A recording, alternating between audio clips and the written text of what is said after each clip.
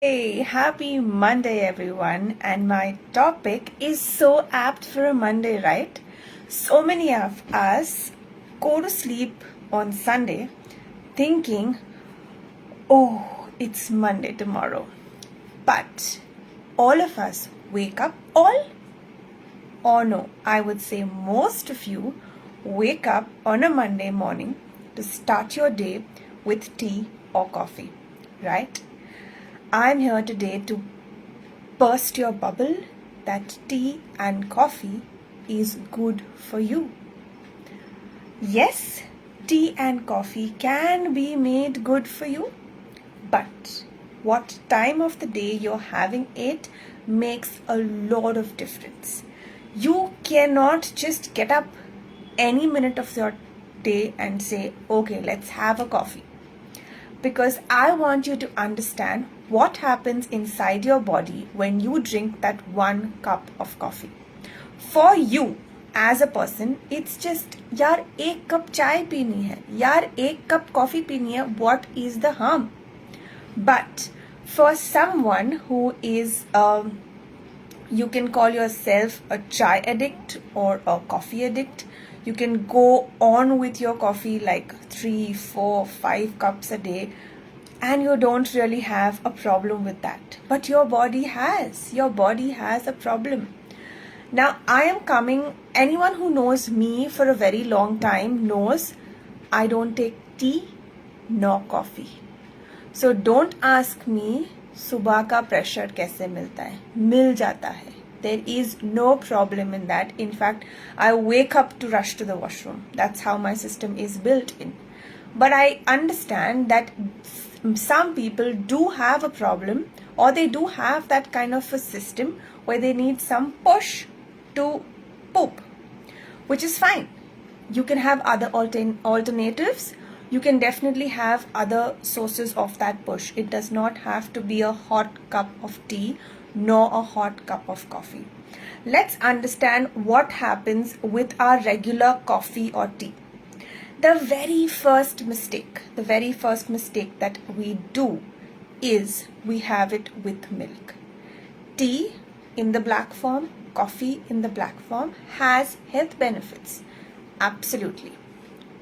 Totally agree. Tick. But when we add milk to that, it destroys the properties and it makes it just another sugary drink. So, what most of us do is सुबह आंखें खुलते ही चाय चाहिए या तो coffee चाहिए. अगर चाय बनाने का टाइम नहीं है और अगर सुबह उठ के खड़े रहने का चाय बनाने का मन नहीं है, quickly whip up a coffee. या तो ठंडा भी हो सकता है या तो गर्म भी कर सकते हो माइक्रोवेव में, and you drink that coffee. But what happens? You as an individual, when you drink tea or coffee, you feel awakened. Yes, because that's what exactly it does. Your body is pushed to wake out of its not yet ready state, and it pushes you to do things which you are not yet physically ready to do. So your body from a state of relaxing is suddenly pushed or thrown into a mode where it starts moving like a machine. But that's not what our bodies are. We are human. We should go very gradually on anything. So what exactly would you do on a morning when you wake up? You should definitely substitute your cup of coffee or tea with 2 glasses of water. This is going to flush out all your detoxification that your body has done overnight, and the slush that is there with the detoxification that your body has been able to do through the night goes out of your system with this 2 glasses of water. It takes out toxins. It also helps to keep your system running functionally efficient. So that's what it will do when you have substituted your morning tea or coffee to water. What else can it do? In the long run, of course it won't happen overnight, but in the long run, what this tea or coffee does, it also affects your teeth, because it's a sudden gush of hot water directly into your teeth. Eventually, it will trouble your enamel, okay? The next thing that tea or coffee does on empty stomach, you already have at least 8 hours of fasting through the night, and you're giving it something that's not really effective enough to subside your stomach acids. So you are troubling your system internally and you aren't even aware of it. You don't even know that these things are happening inside your body. So when you think of doing a tea or a coffee first thing in the morning, it's going to have a lot of opposite effects. Definitely, it will wake you up out of your sleep. You feel that awakeness, but that's only one aspect. The other, it's like having one good, but there are 10 bads which you are ignoring. So when you try to look at something that's going to give you a push for your poop in the morning, 2 glasses of water will do that. Or even if you have your poop after your breakfast, that's no problem, right? So what else could this coffee in the morning do for you? It's going to create again that dehydration phase, because the hours of fasting that you have had is causing your body to crave for something that's more nutritious, but you're giving it this which has sugars. Again, there's sugar spikes in it. You may the best thing you can do for your body the moment you wake up is, like I said, 2 glasses of water, or start with your breakfast. Your breakfast can give you fuel for your body, as well as there you can have your cup of tea or coffee, because alongside this it's going to help you with your energy levels. So of course you need to have your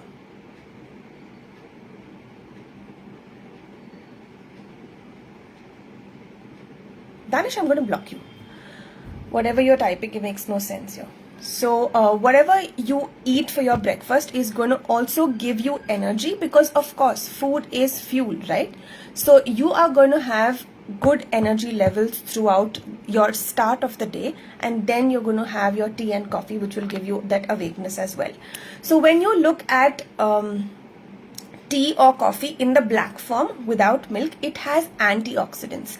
Now what do antioxidants do? What are antioxidants for that matter? So in our body we have a lot of free radicals that just keep moving around. They sometimes go and sit into your fat cells. They sometimes just stay around here and there. You feel that gassiness sometimes. So these are free radicals that are moving all around your body. And antioxidants, they have oxygen in them.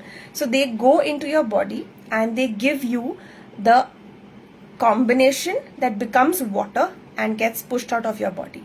So that's exactly what antioxidants do. So many of the times you may have heard that tea has antioxidant properties or coffee has antioxidant properties.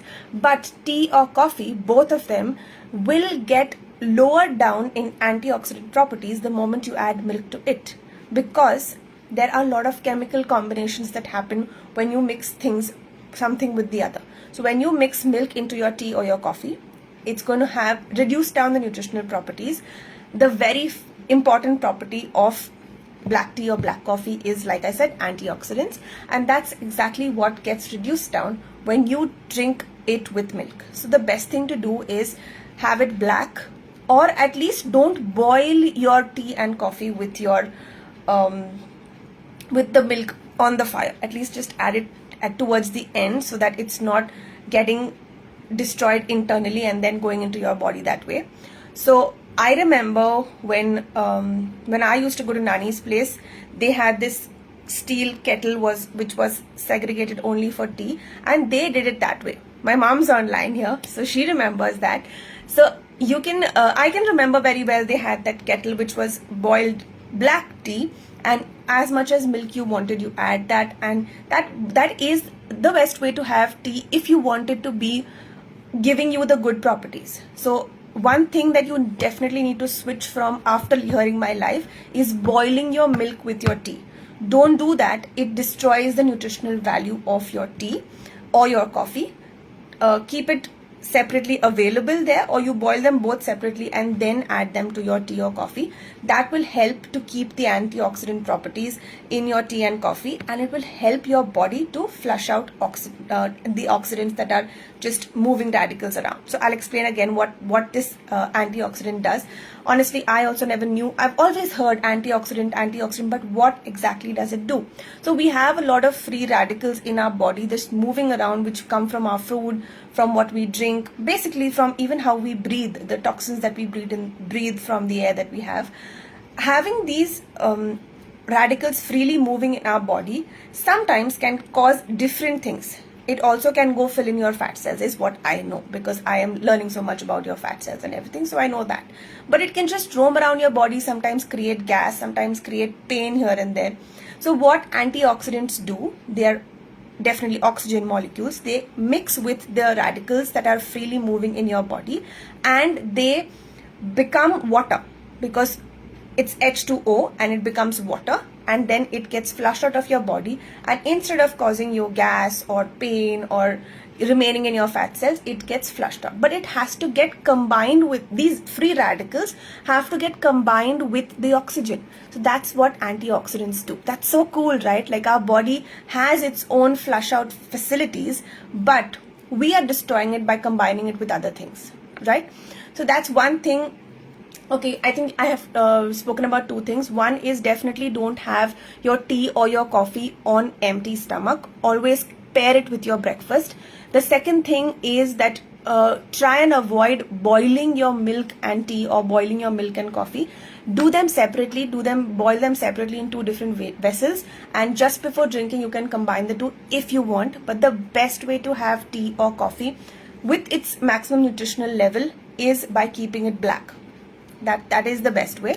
Or just keep it to as minimum as possible, because even if it is like just about the sight, you want to see it, you don't want to see it black and you want to have the normal color, do that. That will help to keep the nutritional value of your tea or coffee. The next thing is tea or coffee. I would say coffee is a lot good with a boost of energy. Like I said, it just wakes you up in the morning, right? So this tea or coffee can also prove to be a good energy when you are working out. If you are someone who works out in the gym, yoga, or even if you want to go for a walk, even if you're doing some kind of cardio, I am absolutely not an exercise person, but of course, we all need to exercise. That's one place where I really need to work on myself, and it's been a long time that I'm trying to work on myself. But yes, success will come one day. So what this coffee can do to you just before your workout, and of course, it's not just before. Like you don't drink your coffee and run to the gym. You need to have a good enough half an hour gap between your cup of black coffee and then you start your workout. What this does is it gives you a good energy boost. You're able to perform your exercises better. And for someone who has the slightest of details, when you are trying to work out, you're trying to tear your muscles to eventually build your muscles. So when you get enough energy in your body from the black coffee to do your exercises, you can perform your exercises with much more vigor, and you'll be able to, of course, tear your muscles better to come back and eat protein and build your muscles that way. So I'm not getting into details of that because I'm not, again, into gym and workout and tearing muscles and building muscles, but I have an idea that coffee works in this way. So caffeine gives you an energy boost, and it also helps you to give you enough energy to do your workouts well. So that's one thing I learned in Friday's class. Tomorrow is Tuesday. There's lots more to learn in the next class. So I am going to come live to give you some more details of what I learn in the class. So my lives are mostly about what I'm learning in my nutrition class, and that's what I'm giving out to you in my lives. So if you're taking things back, please drop me a heart or drop me a comment what you're taking back from my life, so that you can live healthy and build your healthy home around you. Because I've always said this, a healthy mom or a healthy lady brings a lot of health to the house. So 3 things from my life about coffee. Do not have your coffee or tea on empty stomach. Do not have your coffee or tea boiled with the milk. And if you are someone who does your workouts on a regular basis, coffee, which is black without sugar, can be a good source of energy boost and can help you in your performance at your workout. I hope this helps, and I'm wishing you all a very, very happy week. Bye-bye.